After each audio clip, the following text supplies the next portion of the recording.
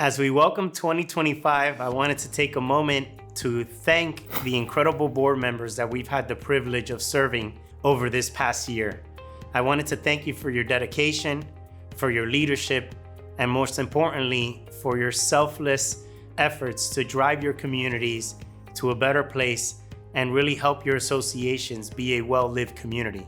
Next, I wanted to say a big thank you to the unsung heroes of association management, and that's my team that put in the relentless effort and time to work behind the scenes to make all the wishes and dreams of our board members come together.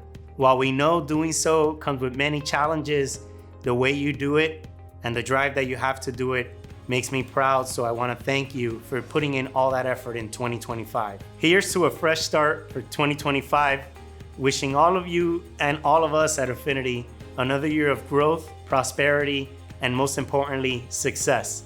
Let's make 2025 the best year ever. Happy New Year, everyone.